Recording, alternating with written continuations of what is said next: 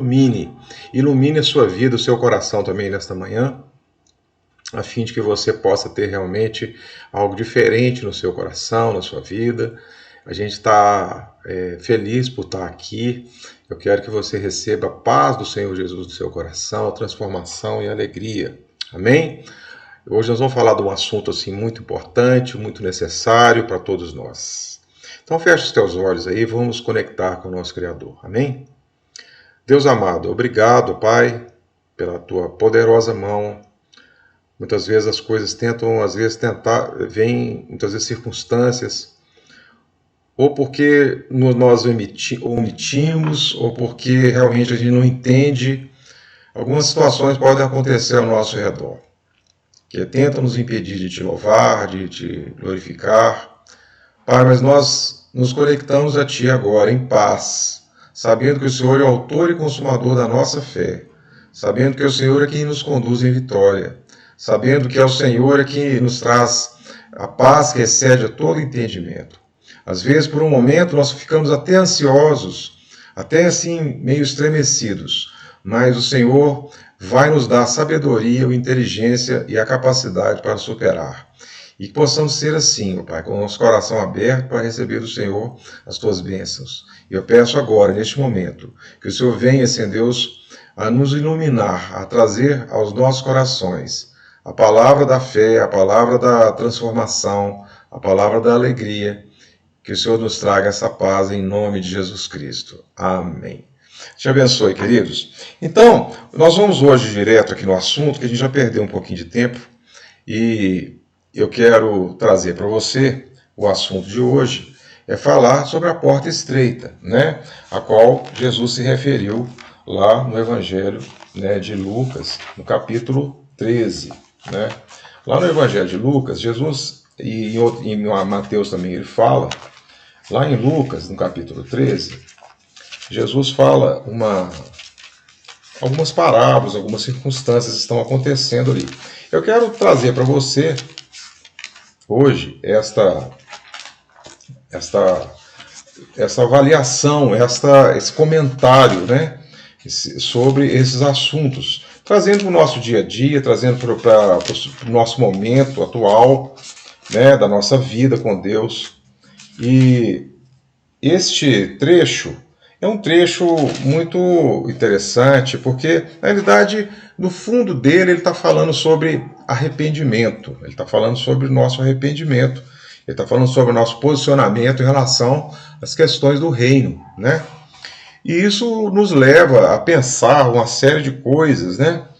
E eu quero, assim, que você leia comigo, aqui, você pode abrir o capítulo. Eu vou ler um texto um pouco maior. Na realidade, o texto que é o texto-chave aqui do nosso estudo é do 13, do 22 ao 30, não é? Porém, para a gente entender o porquê que Jesus está falando essas coisas, essa questão da porta, é importante que a gente leia o capítulo inteiro para a gente ter o contexto. Porque a gente, se eu pegar um texto fora do contexto, a gente pode ter uma dificuldade de interpretação em alguma coisa.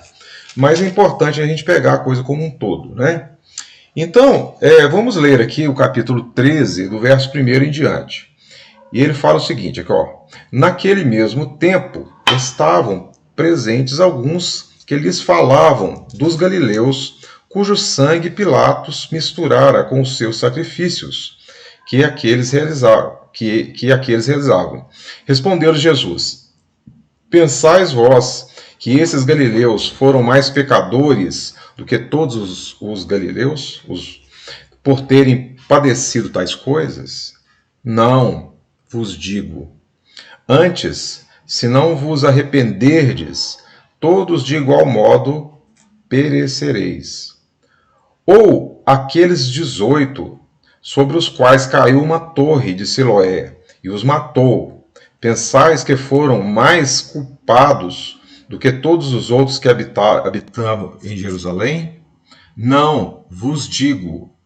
Antes, se não vos arrependerdes, todos de igual modo perecereis. Então Jesus proferiu esta parábola. Certo homem tinha uma figueira plantada em sua vinha e, indo procurar nela fruto, não o achou. Pelo que disse ao viticultor: há 3 anos venho procurar fruto nesta figueira e não a acho. Cortai-a. Por que ocupa ainda a terra inutilmente? Ele, porém, respondeu: Senhor, deixai-a este ano, até que eu a escave e a esterque. Se der fruto, ficará, se não, depois a mandarás cortar.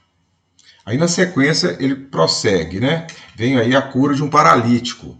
E ele fala: e ensinava no sábado, numa das sinagogas. Estava ali uma mulher que tinha um espírito de enfermidade, havia 18 anos. Ela andava encurvada e não podia de modo algum endireitar-se. Vendo a Jesus, chamou-a a si e lhe disse: mulher, estás livre da tua enfermidade. Então ele pôs as mãos sobre ela, e logo ela se endireitou e glorificou a Deus. Tomando a palavra, o chefe da sinagoga, indignado porque Jesus curava no sábado, disse à multidão: 6 dias há em que é mister trabalhar. Neste vinde para seres curado, e não no sábado. Respondeu-lhe, porém, o Senhor: hipócrita, no sábado não desprende da manjedoura cada um de vós o seu boi ou jumenta, e não o leva a beber? E não convinha soltar desta prisão no dia do sábado esta filha de Abraão, que há 18 anos Satanás tinha presa? Dizendo ele isso, todos os seus adversários ficaram envergonhados, e todo o povo se alegrava por todas as coisas gloriosas que Jesus fazia. Aí ele vem e dá a parábola do grão de mostarda, do fermento. E ele fala o seguinte: então Jesus perguntou: a que é semelhante o reino de Deus? E a que eu compararei? Ele é semelhante ao grão de mostarda, que um homem tomou e plantou na sua horta. Cresceu e fez-se árvore, e os seus ramos se aninhavam às aves do céu. E perguntou mais: a que compararei o reino de Deus? É semelhante ao fermento, que a mulher tomou e escondeu 3 medidas de farinha, até que tudo levedou. Aí entra no texto que a gente vai comentar. Percorria Jesus as cidades e as aldeias, ensinando e caminhando para Jerusalém. Perguntou-lhe um homem: Senhor, por que são poucos os que se salvam? E ele respondeu: esforçai-vos por entrar pela porta estreita, porque eu vos digo que muitos procurarão entrar e não poderão. Quando o pai de família se levantar e cerrar a porta, e do lado de fora começardes a bater, dizendo: Senhor, Senhor, abre-nos, ele vos responderá: não sei de onde sois. Então direis: comemos e bebemos na tua presença, e tu ensinastes nas nossas ruas. Mas ele vos responderá: digo-vos que não sei de onde sois. Apartai-vos de mim, vós todos os que praticais iniquidades. Haverá choro e ranger de dentes quando virdes Abraão, Isaque e Jacó e todos os profetas no reino de Deus, e vós lançados fora. Virão do Oriente e do Ocidente, do Norte e do Sul, e tomarão lugares à mesa do reino. Deveras, há últimos que virão a ser primeiros, e primeiros que serão últimos. Amém, queridos? Então, qual que é o texto? O texto que eu estou lendo é capítulo 13 de Lucas. Lucas 13. Eu vou falar, nós vamos comentar hoje sobre a questão da porta estreita, não é? Eu preciso conciliar com você algumas questões sobre esse contexto histórico, esse contexto no qual Jesus está dizendo essas questões, o momento pelo qual ele vem. É óbvio que quando a gente tem que ter muito cuidado quando nós analisamos a palavra, porque a palavra, gente, ela tem que a gente precisa buscar respostas às nossas dúvidas, às nossas dificuldades, exatamente na própria palavra. A própria palavra ela tem que nos dar esta possibilidade de interpretação, não é verdade? Então, porque isso é a lei da hermenêutica, é lei de interpretação de texto. Então, a palavra de Deus ela é inerrante. A palavra de Deus ela é eficaz, ela é revelação divina, né, para as nossas vidas.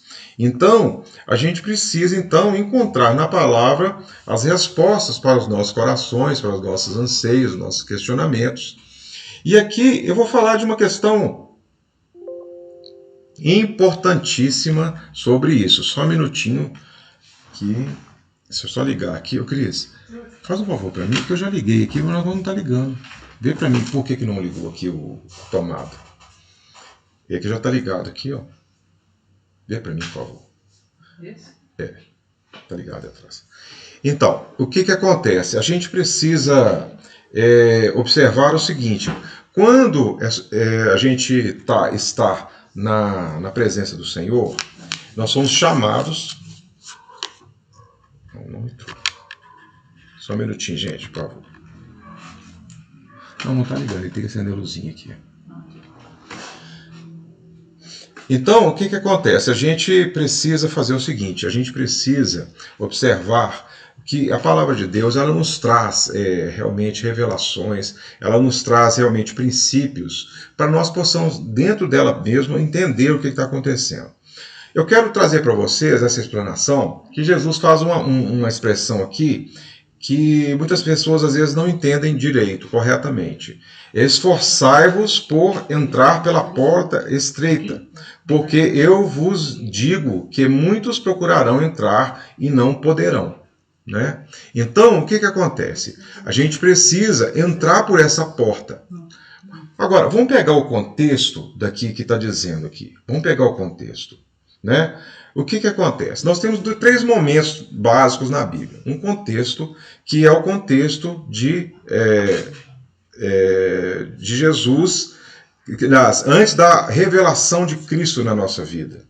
Antes da revelação. Ou seja, quando o homem pecou, Deus prometeu um Salvador desde lá de Gênesis. Né? Então ele promete o Salvador. Esse Salvador vai ser revelado pela história. Beleza. Ótimo. Mas não ligou aqui não, deixa eu ver aqui. Peraí, gente, só um minutinho que... Glória a Deus. Mas aqui não tá. Não sei porquê.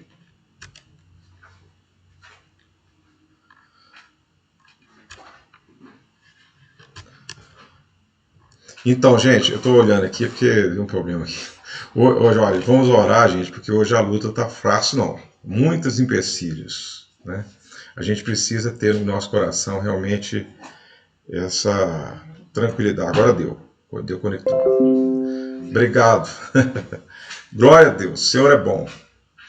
Aqui, então, o que acontece? A gente precisa, então, observar o momento que nós estamos. Jesus foi prometido no Antigo Testamento, né? Depois a lei mosaica, ela veio para cumprir o seu papel ali na nação de Israel, né? Trazendo organização, trazendo a visão, né? Realmente, porque o povo mesmo pediu ali no deserto, eles pediram a lei de certa forma, eles foram clamar para que desse regras para eles seguirem, na verdade.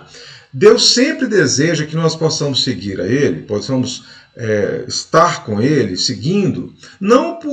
Você não deve seguir a Deus por regras, mas você deve seguir a Deus por princípios, né? É mais importante você observar os princípios e ter os princípios no seu coração do que você simplesmente ficar um seguidor de regras.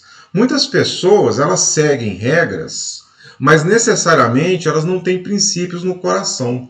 Elas têm medo às vezes, elas têm muitas vezes um certo hábito, uma rotina religiosa, mas interiormente ela não tem aquela transformação.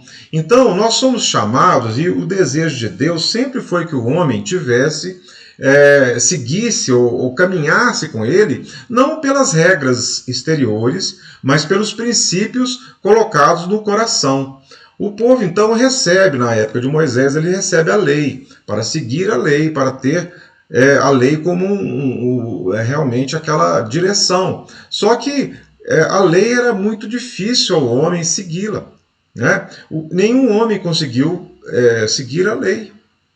Não, podia se esforçar, eu vou usar essa palavra esforçar para você entender quando eu falar sobre esforçar-vos por entrar aqui na porta. Presta atenção que eu vou falar para você. A lei, ela vai exigir esforço para ser cumprida, né? Sempre assim. Tudo que responde de lei, muitas vezes você não quer obedecer aquilo, uma determinada regra, você quer quebrar, mas você se esforça para obedecer aquela regra. Isso é normal, né? Às vezes você não concorda com determinada regra, com determinada lei, mas você sabe que se você desobedecer aquela lei, você vai ser punido. Então, se você, vamos dizer assim, entende que ao desobedecer leis, né, você está implícito a punição. Ou seja, existe uma punição para quem transgride a lei, né? Por isso que a lei ela é fria. Ela traz para o homem a informação de que se ele transgredir, ele será morto pelos seus delitos e pecados, né? Porque, a grosso modo, o que é o pecado? O pecado é a transgressão da lei, é errar o alvo. Deus te dá um alvo, Deus te dá uma direção, Deus te dá um objetivo, né? Então você deve seguir aquela direção. Só que nossa natureza adâmica, nossa natureza que foi perdida lá no Éden, lá atrás, ela não traz nos nossos órgãos, no nosso corpo, na nossa mente, naturalmente, o desejo e, vamos dizer assim, a facilidade para nós seguirmos e obedecermos a Deus. A nossa natureza é rebelde, gente. A nossa natureza ela tem dificuldade em obedecer os mandamentos do Senhor. Então, Deus sabe disso, né? E Deus quer nos dar uma solução. Então, quando nós observamos isso no Antigo Testamento, nós estamos observando Deus construindo ali com a nação de Israel, né, um povo que caminhava na ótica da lei, né, na ótica da lei dos profetas. Então, o povo se esforçava, para isso Deus deu alguns recursos, né? Ali deu o tabernáculo para que o povo fosse purificado, trazendo seus sacrifícios. Tudo isso já era uma alusão, já eram sombras daquilo que ia acontecer no Novo Testamento. Na realidade, tudo o que aconteceu no Antigo Testamento apontava para o Novo, né? Ou seja, toda aquela ritual, a ritualística do Antigo Testamento, ela aponta para o Novo Testamento. Aquilo que no Antigo Testamento eram sombras se tornam realidades no Novo. Então, a antiga aliança, como o nome já diz, que era a aliança da lei, ela era uma aliança que era embasada nesses preceitos da lei, não é? Quando Jesus vem e cumpre a lei, ele traz para si, né, o poder de transformar, o poder de ser o Salvador, porque ele cumpre aquela missão pela qual ele foi enviado para cumprir. Ou seja, quando Jesus cumpre a lei, na realidade ele estava pisando na cabeça da serpente. Ele estava realmente se transformando e sendo ali a porta de entrada para o reino de Deus. Mas na cabeça do judeu, aí você tem que separar a Bíblia em 3 momentos. Né? É mais fácil você, é assim que eu enxergo essas questões, que isso facilita bastante. Você precisa enxergar a Bíblia em 3 momentos. Primeiro momento é o momento da queda, o momento da queda, que veio na consequência aí, o relacionamento de Deus com o povo, né, da lei, né, e essa lei, então, está ali sendo cumprida até o dia que é manifesto o nosso Salvador. Aí, Emanuel, Deus conosco, Jesus nasce. Naquele período ali que Jesus nasce, né, naquele momento, especificamente no período aí dos 3 anos, né, pelo qual ele trouxe o seu ministério à tona, revelado, né, nesses 3 anos foram os anos pelos quais Jesus ele vem para os seus, e os seus não o recebem. Ou seja, ele estava ali, Jesus estava no contexto judaico, não é? Você tem que entender que nesse momento não existia ainda igreja cristã, não existia isso. O que existia era ali no contexto, no meio de tantas outras religiões, o que existia ali era uma religião também chamada judaísmo. Né? Era uma religião chamada judaísmo que ela é totalmente alicerçada em cima da lei mosaica. Né? Isso era um momento histórico do povo de Israel. Né? Jesus, quando se manifesta ali no meio, né, da comunidade judaica, ele é visto como uma espécie de herege, como uma heresia dentro da ótica do judaísmo. Você tem que entender essa realidade. Ou seja, antes tinha a história de Cristo, antes de Cristo, a revelação, a promessa do Cristo. Depois você tem a revelação do Messias ali, do Cristo, que faz o seu ministério, e depois quando Jesus vem, cumpre, morre na cruz, ressuscita e é assunto, né, aos céus, ele entrega essa continuidade desse ministério para essa organização que ele criou e chamou de igreja, que necessariamente não é a igreja específica que você possa pensar.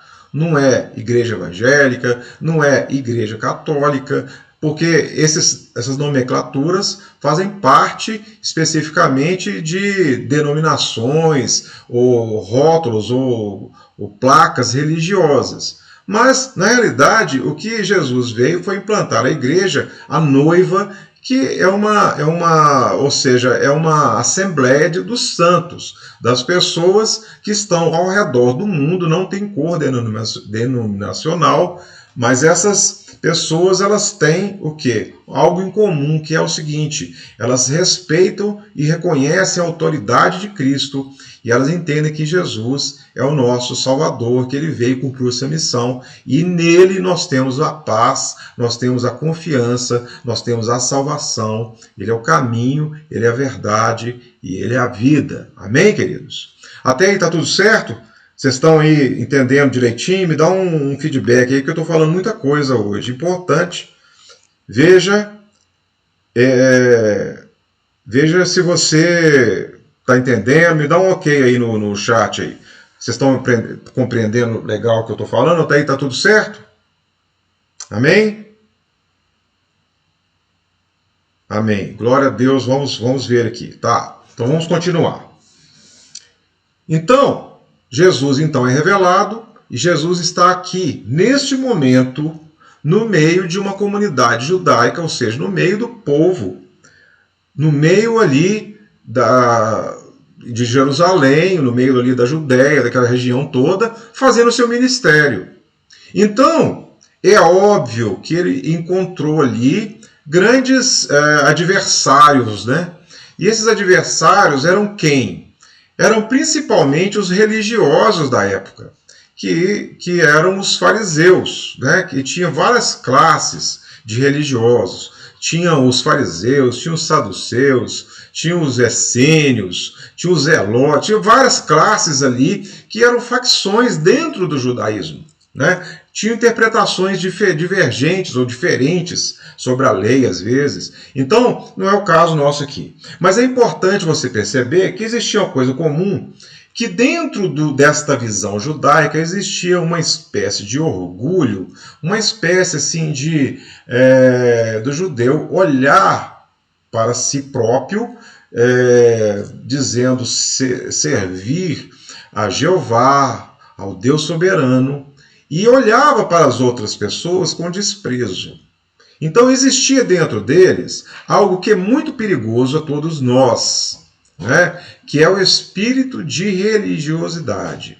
Ou seja, o que é o espírito de religiosidade? É quando nós ancoramos muitas vezes a nossa fé em uma denominação, em uma religião, em algo que faz, de repente, sentido para a gente, humanamente falando, mas, na verdade, essa prática religiosa não vai transformar o seu interior. São coisas exteriores apenas, são maneiras ou filosofias até de vida, mas elas não transformam o seu interior. Não há verdadeira transformação, não há verdadeira metanoia. O que é metanoia? É a palavra que é mudança de mente, que é o arrependimento. Não é? Ou seja, Deus sempre quis que o homem se arrependesse dos seus pecados, né? E que ele caminhasse por princípios e não por regras. Né?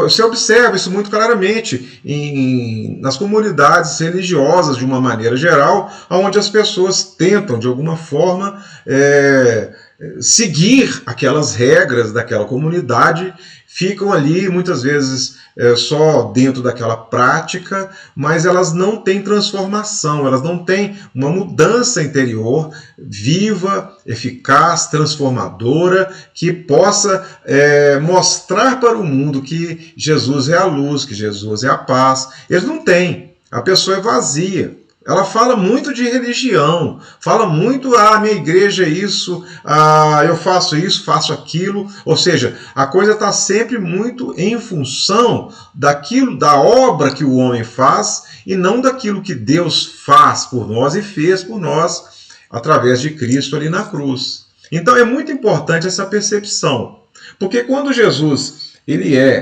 está percorrendo aqui essas cidades aqui e aldeias ali da região lá de Jerusalém, né? Vem uma pessoa ali no verso 23 e pergunta para ele: são poucos os que se salvam? Né? Então, você tem que entender o contexto histórico que este homem primeiramente está perguntando. Certamente esse homem aqui era um judeu. E ele estava perguntando para Jesus porque seriam poucos aqueles que se salvam. Né? O que estava na mente, a pergunta que você tem que fazer é o seguinte: neste contexto, o que estava na mente deste judeu? Sem trazer para os nossos dias ainda. Nós estamos ainda conversando lá na época de Jesus, naquele ministério que ele estava cumprindo a lei, que ele estava trazendo ali para a nação de Israel a mensagem do Messias, que era dele mesmo, a mensagem transformadora dele. Ele estava mudando ou trazendo aquela mensagem. E por vários momentos, se vocês viram aqui anteriormente, nós já lemos, quando ele cura, por exemplo, uma paralítica num sábado, aquilo foi o horror para aqueles religiosos. Por quê? Porque ele fez alguma coisa no sábado. Ele agiu de uma forma no sábado. Ele estava libertando uma pessoa no sábado e ele foi criticado.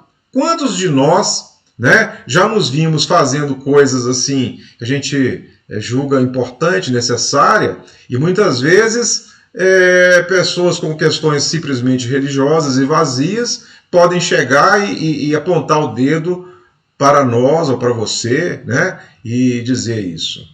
Né? Mas você está fazendo errado, está fazendo isso, aquilo outro. Por que ele está falando isso? Né? Então, Jesus estava ali apontando para aquela circunstância que eles estavam numa tremenda hipocrisia. Veja lá no verso 15, ele fala assim, hipócrita, né? Está chamando aquele religioso lá de um hipócrita. Por que ele era um hipócrita? Porque ele estava acusando Jesus de ter curado uma pessoa no sábado, mas no sábado ele levava o seu gado, ele levava o seu boi, ele levava os seus animais, né, que muitos tinham lá um rebanho, para tomar água, porque o boi não escolhe se é sábado, se é domingo, a ovelha não sabe se é sábado ou se é domingo. Então eles precisam beber água no meio daquele deserto. Você não podia deixar os animais sem beber, sem comer. Eles tinham que ir lá, e eles faziam o trabalho, eles pegavam lá e ajudavam, levavam o boi lá, lá no rio, né? Levavam ali no poço para tomar água, né? Mas curar no sábado é proibido. Você não pode curar no sábado. De onde eles tiraram essa regrinha, né?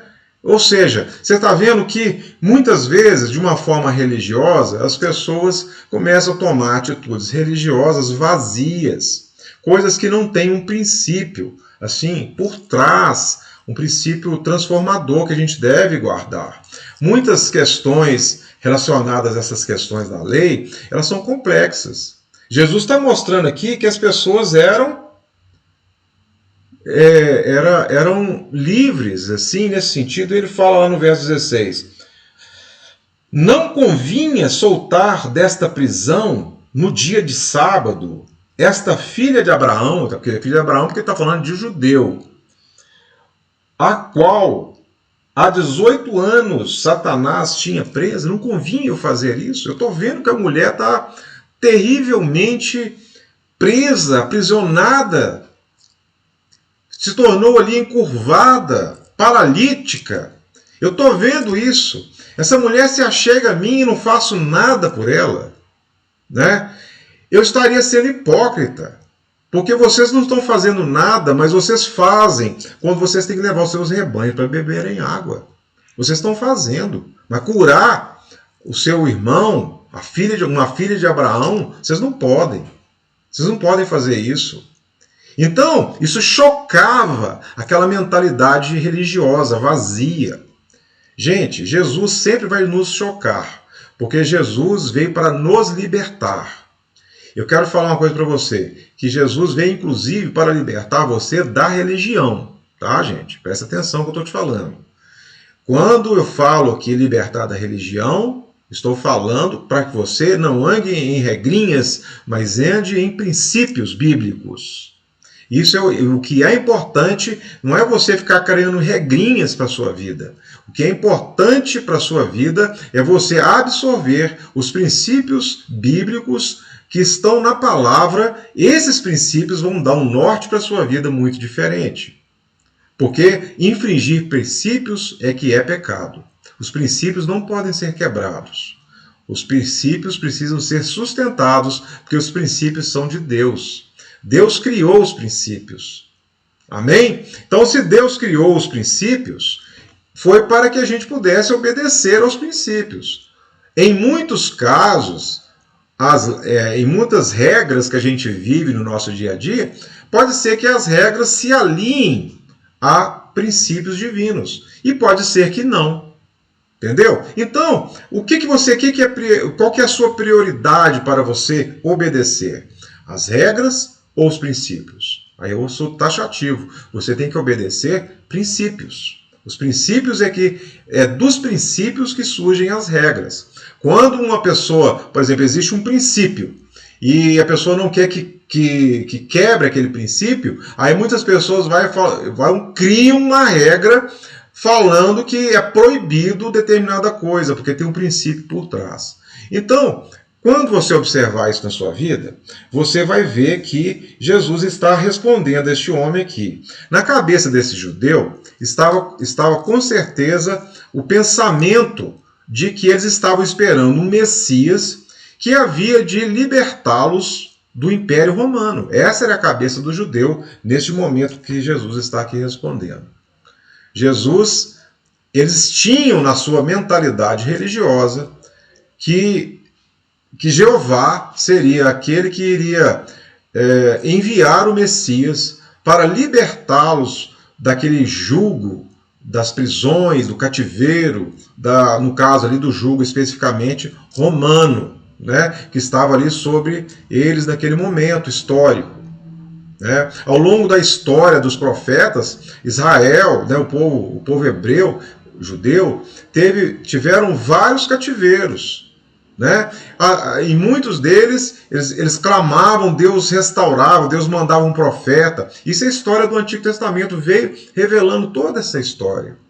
Quando Jesus está aqui, trazendo mais uma vez essa mensagem profética para eles estavam pensando certamente no questão ali do livramento, da salvação ali, naquele contexto que eles imaginavam.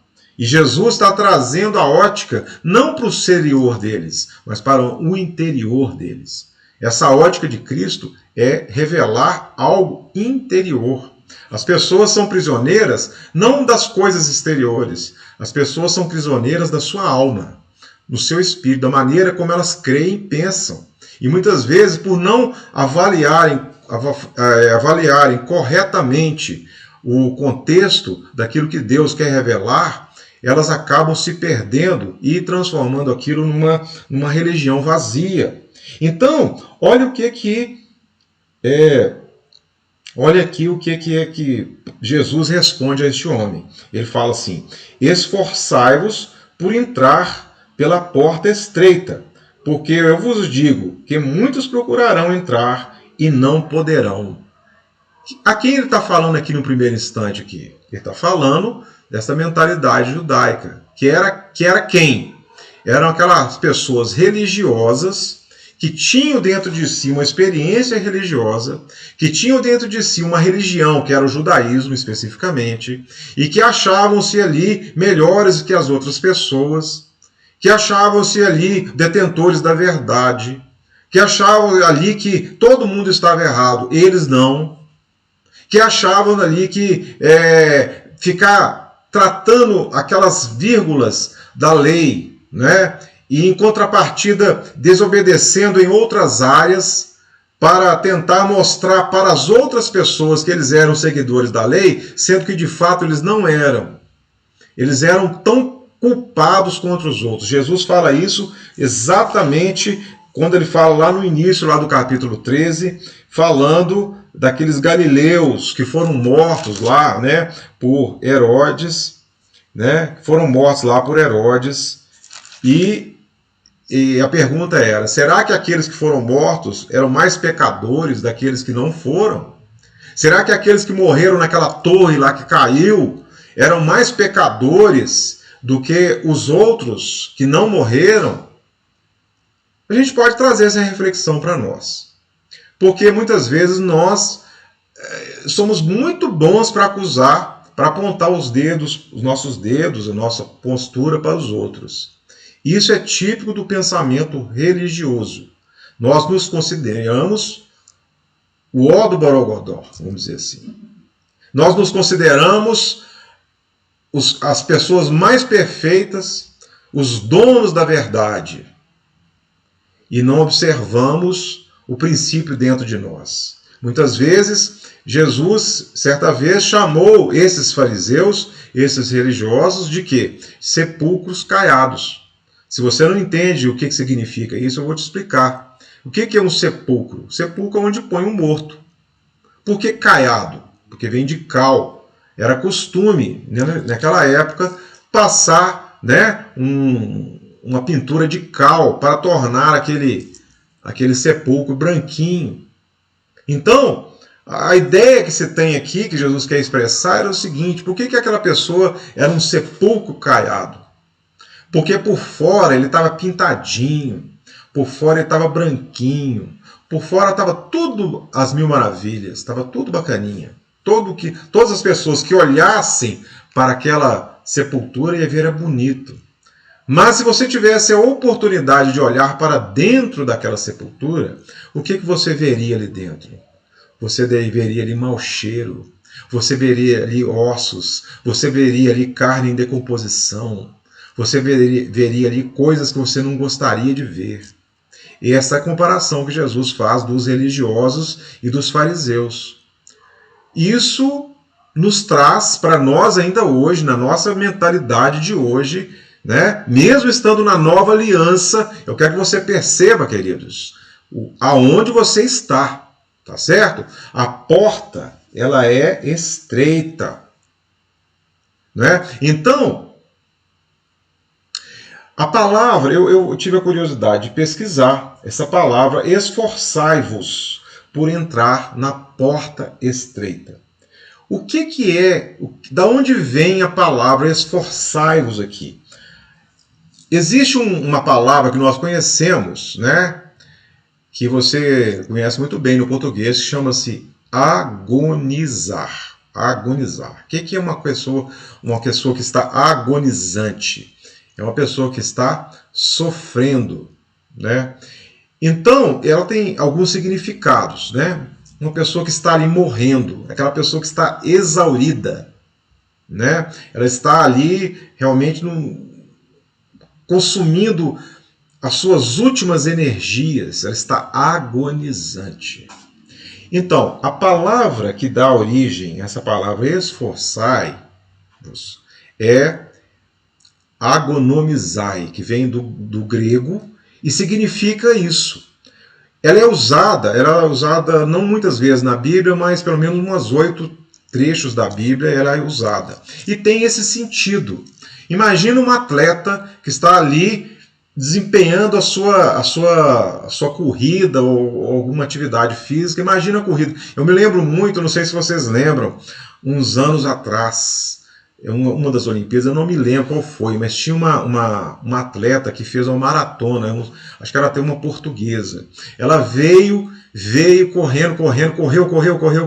Quando ela estava entrando lá para encerrar a maratona, ela estava andando cambaleando. Ela veio assim, totalmente exaurida. Ela dava um passo assim para o lado e quase caindo, mas ela estava ali, uma luta do seu corpo com a sua mente, aquele atleta ali. Então, essa palavra agonomizar, ela tem esse sentido, desse esforço que você tem para entrar. Entrar onde? Entrar pela porta, que é estreita. Quando fala porta estreita, eu lembro especificamente de duas questões aqui. Primeira questão. A porta estreita nos diz algo que você entra sozinho. Tipo assim, eu entro, eu não tenho como de entrar do lado de outra pessoa. É eu sozinho que entro ali. Ela é individual. Primeiro ponto. Segundo ponto, a porta estreita aponta para uma dificuldade que é natural nossa de poder, de ter que renunciar ao nosso próprio ego. E isso nos faz, muitas vezes, agonizar na nossa renúncia do nosso ego, na nossa renúncia daquilo que a gente precisa, vamos dizer assim, transformar na nossa vida. Ou seja, nós queremos viver algo poderoso de Deus na nossa vida. Nós queremos viver uma vida abençoada. Nós queremos viver uma vida transformada. Nós queremos viver uma vida cheia de vitória, de alegria, de transformações. E isso tudo Deus é bom e nos promove isso em nossas vidas. Contudo, é preciso que, para vivermos os frutos do Espírito, né? Os frutos não, ou melhor dizendo, o fruto do Espírito, possamos viver o fruto do Espírito, nós precisamos nos conectar com a videira, né? Ou seja, tudo que Jesus está falando tem a ver com a conexão com Ele próprio. Ou seja, esta porta, quem é esta porta estreita? É o próprio Cristo. Por quê? Quando você fala de renúncia, ao entrar pela porta, certamente você vai desagradar outras pessoas. Porque muita gente não quer ver você entrar pela porta. E às vezes nem você mesmo faz as conjecturas e acha muito apertado, porque você vai ter que renunciar a muitas coisas. E na realidade, querido, hoje em dia, existe no mundo, existe até mesmo nas religiões cristãs, em muitas denominações, existem chamados para muitas facilidades. Vira um evangelho sem cruz, não é? Ou seja, o evangelho ele nos traz a ideia de que quando nós nos identificamos com Cristo, a nossa velha natureza, decaída, pecaminosa e necessitada de salvação, precisa ser crucificada com Cristo.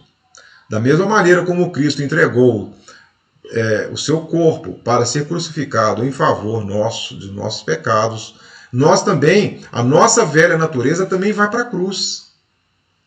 Para que possamos, então, a similaridade de Cristo, ressurgir com um novo corpo glorificado, ou seja, com uma nova mente, com nova maneira de ser. Ou seja, entrar por esta porta em Cristo Jesus, essa porta estreita, ela é necessária, ela é importante, mas muitos não vão entrar por ela. Porque Jesus aqui mesmo está dizendo isso, não é? Muitos procurarão entrar e não poderão. Porque você sabe que uma vez eu estava carregando um monte de coisa, eu não lembro o que era, se era. Eu sei que eu estava carregando umas coisas que eram leves, não sei se era colchão, eram umas sacolas, alguma coisa assim. Eu não me lembro aonde, mas me veio essa ideia quando eu estava pensando aqui sobre essa questão. Eu estava carregando esse monte de coisa, eu tinha que passar por uma porta. E aí o que aconteceu? Eu fui passar pela porta e eu não consegui passar, porque aquilo está tudo nas minhas costas, nos meus braços, e eu não consegui entrar pela porta. Eu estava carregando muita coisa. E aí depois eu estava pensando sobre isso, eu falei assim, é verdade.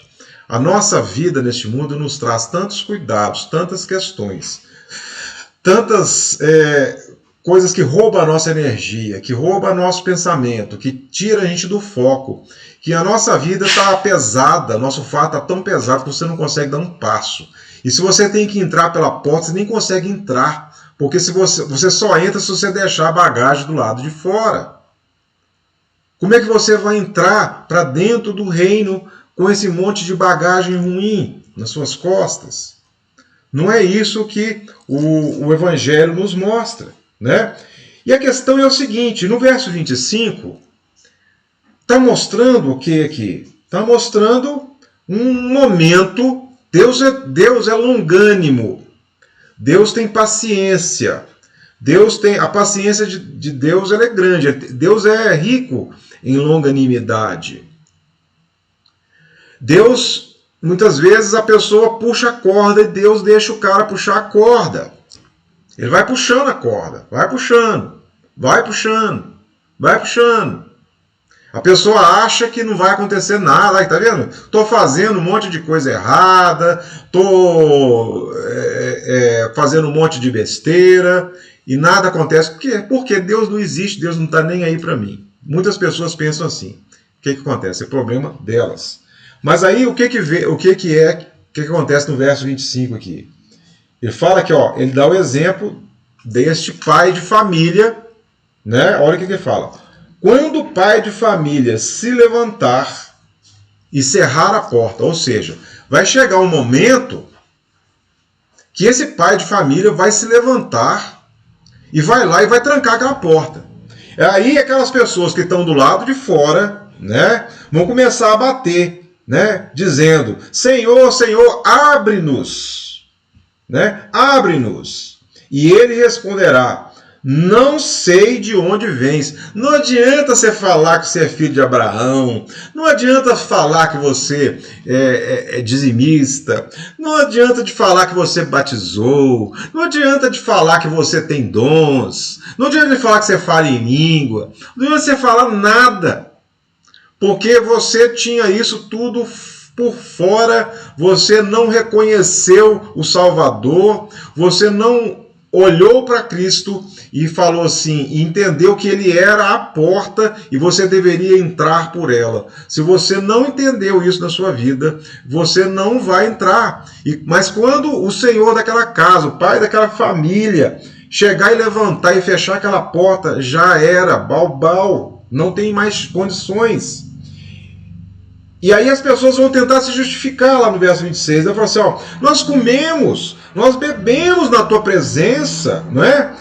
E tu ensinaste nas nossas ruas. Ah, pastor, mas eu vou no culto, eu faço isso, eu faço aquilo. As pessoas tentam justificar, se colocar como aquele esforço delas no sentido humano de terem feito obras. E aqui o que Jesus está falando é que você tem que se esforçar na compreensão de quem ele é. Não é a obra que você fez, não é o que você comeu, não é a comunhão que você tinha de uma maneira superficial numa igreja qualquer, ou numa religião qualquer. Não é isso que vai levar você para a salvação. O esforço aqui se revela naquele empenho, muitas vezes naquele desgaste, naquele agonomizar, né? É você realmente estar sofrendo até por conta de estar naquela posição de entrar naquela porta. É uma porta estreita, é uma porta de difícil acesso, porque o mundo, né, na visão do mundo, você vai observar que o mundo tem uma porta para cada necessidade. Se você pensa de uma determinada forma diferente que não seja Cristo, você pode estar certo que aquela forma que você pensa diferente, você vai encontrar a porta lá que vai te levar para aquela direção. Mas isso não vai levar você para o reino. Porque a única porta que vai levar você para o reino é a porta que é o próprio Cristo, que é o próprio Jesus. Né? Mas ele fala assim, mas ele vos responderá, digo-vos, que não sei de onde sois. Vai haver um fechamento. Né? A porta vai se fechar. Muitas pessoas brincam com essas circunstâncias. Elas querem ser só membros de uma igreja. Elas transformam muitas vezes uma igreja como um clube social, como um momento de você ter ali, encontrar pessoas, ter um papo bom, uma boa reflexão, mas elas não estão dispostas a deixar a bagagem delas, elas não estão dispostas a deixar a velha natureza, a renunciar velhos hábitos, elas não estão interessadas a conhecer o reino, elas não estão interessadas em ter relacionamento com o Criador, elas vivem uma vida fútil, uma vida vazia. E aí não há situação, não há salvação. Então, veja bem, aonde está? A salvação vem em Cristo. E aí eu quero ver com você que você veja aqui, por exemplo, no verso 28, haverá choro e ranger de dentes. Quando virdes Abraão, ou seja, as pessoas vão ver, dá a entender aquela coisa lá do Lázaro, né? As pessoas vão ver lá o céu, né? Vão ver lá o que está acontecendo lá, no seio de Abraão, de Isaac, de Jacó, dos profetas. E vós lançados fora.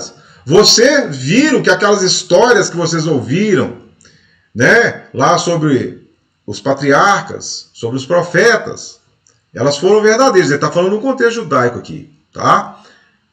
E aí, mas vocês estão lançados fora. Vocês não vão participar disso. Onde vocês vão, vai ter choro e ranger de dentes, que é o prenúncio daquilo que a gente entende como o Hades, né? Como o inferno, né? Como o lugar dos mortos, nesse contexto aqui. Então, veja bem, essa visão, Jesus está sendo claro. Mas eu quero trazer para você, querido, para você não ficar muito assustado, você colocar o teu coração dentro da ótica da revelação que Deus deu ao apóstolo Paulo. para que possamos entender que a porta, né? Você que já entendeu comigo que a porta é Cristo e que nós precisamos dela, e que quando você se esforça a entrar pela porta que é Cristo, não é? Não é esforço de obra para você ser reconhecido como para ter a salvação, mas é o esforço de você olhar para Cristo e desejar ser como Ele. E para que você entre nessa empreitada, se parecer com Cristo, vai exigir de você mudança, vai exigir de você muitas vezes renúncia, vai exigir de você transformação de mente. Isso é fato, não é? Então, olha que bacana quando você abre comigo aqui, vamos ler aqui comigo, você vê que a salvação, Deus, o autor da salvação é Deus. Você não se salva. Você não pode se salvar pelos seus méritos. Eu quero deixar isso muito claro para você. Porque Deus é soberano sobre todas as coisas. Você não tem condições de se salvar. É Deus que planejou todas as coisas para a sua salvação. Né? É Deus quem planeja as coisas. Deus é quem é o soberano sobre todas as coisas. Deus é quem age de uma maneira soberana, né? Sobre todas as pessoas. Ele deseja, né, trazer para o homem essa mensagem de salvação. Ele preparou a mensagem de Cristo. Ele enviou o seu Filho para que houvesse salvação. Então, lá no capítulo 2 da carta de Paulo aos Filipenses, tem algumas reflexões interessantes para a gente já poder ir para encerramento. Mas veja bem lá, olha aqui, ó. Portanto, né, no verso de Filipenses 2, 1. Portanto, se há algum conforto em Cristo, se alguma consolação de amor, se alguma comunhão do Espírito, se alguns estranháveis afetos e compaixões, completai o meu gozo, para que tenhais o mesmo modo de pensar, tendo o mesmo amor, o mesmo ânimo e pensando a mesma coisa. Nada façais por contenda ou por vanglória, mas por humildade. Cada um considere os outros superiores a si mesmo. Não atente cada um somente para o que é seu, mas cada qual também para o que é dos outros. De sorte que haja em vós o mesmo sentimento que houve em Cristo Jesus, que, sendo em forma de Deus, não teve por usurpação o ser igual a Deus, mas a si mesmo se esvaziou, tornando a forma de servo, fazendo-se semelhante aos homens, e achado na forma de homem, humilhou-se a si mesmo, sendo obediente até a morte e morte de cruz. Pelo que Deus o exaltou soberanamente e lhe deu um nome que é sobre todo nome, para que o nome de Jesus se dobre todo joelho, dos que estão nos céus e na terra e debaixo da terra, e toda língua confesse que Cristo Jesus é o Senhor, para a glória de Deus. De sorte que, meus amados, assim como obedecestes, não só na minha presença, mas muito mais agora na minha ausência, assim também efetuai a vossa salvação com temor e tremor. Pois Deus é quem opera em vós, tanto querer quanto efetuar, segundo a sua boa vontade. Fazei as coisas sem murmurações, nem contendas, para que sejais irrepreensíveis e sinceros, filhos de Deus, inculpáveis por meio de uma geração corrupta e perversa, entre a qual resplandeceis como astros no mundo, retendo a palavra da vida, para que no dia de Cristo possa gloriar-me de não ter ocorrido nem trabalhado em vão. E ainda que seja oferecido por libação sobre sacrifício e serviço da vossa fé, folgo e me regozijo em todos vós. E vós também regozijai-vos e alegrai-vos comigo por isso mesmo. Gente, É lindo demais esse trecho de Filipenses. É maravilhoso, né? Ele mostra muitas questões. Mas, a grosso modo, eu quero ressaltar para você que hoje, querido, você tem, eu e você que estamos aqui diante do Senhor, refletindo sobre a palavra, tentando olhar para Jesus, porque nós temos que olhar para Jesus, né? Você pode olhar para mim, você pode olhar para o pastor Raul, você pode olhar para qualquer irmão da igreja e tê-lo como um exemplo a ser seguido. Se a pessoa está reta diante de Deus, ótimo. Mas qualquer um de nós é falho. Qualquer um de nós está sujeito a errar. Nós não somos perfeitos. Você não é perfeito, né? Você não é perfeito. Certa vez, às vezes as pessoas perguntam para você: pastor, eu não gosto de ir na igreja, não, porque na igreja tem muita gente falsa. Aí às vezes eu penso assim, às vezes até falo com a pessoa, eu falo assim, não tem problema, pode ir na igreja que lá sempre cabe mais um, né? Sempre cabe mais um na igreja, sempre cabe mais um falso, sempre cabe mais um hipócrita, sempre cabe mais um que precisa ser transformado, né? Vamos deixar de lados e cumprir aquilo que Cristo está falando para a gente. Quando você olha para Jesus, que é a porta, e ela é estreita, vai haver necessidade de você tirar o seu ego, né? As suas cargas. Vai haver necessidade de você abaixar a sua bola. Você vai ter que realmente reconhecer que você, né, está dentro de um contexto religioso. Você precisa ser transformado, você precisa ser mudado verdadeiramente. Não adianta nada. Uma coisa eu quero deixar você bem tranquilo, tá? A salvação em Cristo Jesus, que é o esforço que você dá nele, a salvação, nós somos justificados. Vira a página aí, vamos lá em Efésios capítulo 2, verso 8, né? Você vai ver lá esse contexto. Efésios 2, 8.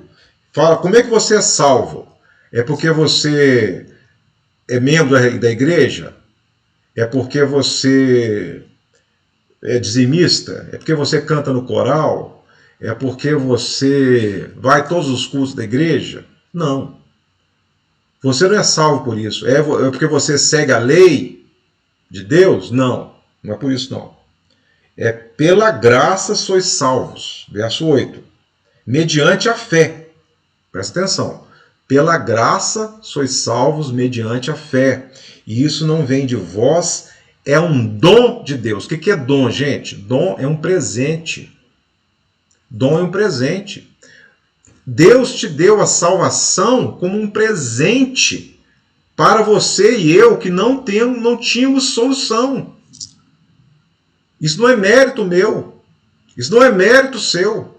Salvação não é mérito de ninguém. Você não faz por merecer. Eu não faço por merecer.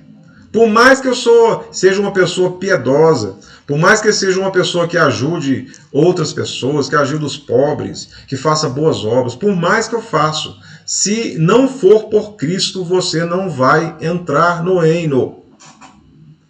É simples assim. A palavra de Cristo, ela é objetiva. Eu sou o caminho, a verdade e a vida. E ninguém vem ao Pai senão por mim. Tem que ser por Jesus. Pastor, mas tem tantas religiões, tem outros líderes, tem outros tantos líderes que foram influentes. Eu vou falar, não vou fechar os meus olhos, obviamente. É verdade, tiveram tantos líderes. Tiveram tantos que realmente tiveram uma proeminência, tiveram um destaque e são estudados. Você pode até estudá-los do ponto de vista filosófico, do ponto de vista, muitas vezes, de relacionamentos. Tiveram expressões interessantes. Mas o túmulo deles, seus ossos estão lá. Né? Seus ossos estão lá. Ou seja, eles não ressuscitaram.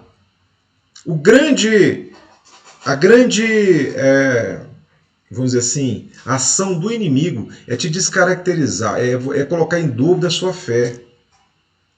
Né? O túmulo dos profetas Os seus ossos estão lá. O túmulo dos grandes evangelistas tiveram também os seus ossos lá. Estão com seus ossos lá. O túmulo de todas as pessoas que nessa vida vão estar lá. Jesus não, Jesus ressuscitou. E Ele é o caminho, a verdade e a vida. Ele é a visão. Você pode até não gostar disso, mas a verdade é essa. Eu não tenho o que argumentar com você. O Evangelho é uma questão de fé. Ou você crê ou não crê. Ou você entra pela porta, se esforça por entrar pela pessoa de Cristo, para encontrar o reino, para abnegar de tudo, ou você não entra. Então eu falo para você, Deus deseja transformar o seu coração, transformar poderosamente a sua vida e trazer para você grandes bênçãos e vitórias em todos os sentidos da sua vida. Amém, queridos? Essa é a mensagem que eu gostaria de deixar para você. Eu quero ressaltar que hoje é dia de ceia, né? E hoje temos a ministração do pastor Raul à noite. E será dia de ceia, então você que pode ir à igreja, está apto, né, a ir, que você possa ir estar em comunhão conosco lá presencialmente para a ceia do Senhor. Eu quero deixar aqui a minha... Perdão, um espirro.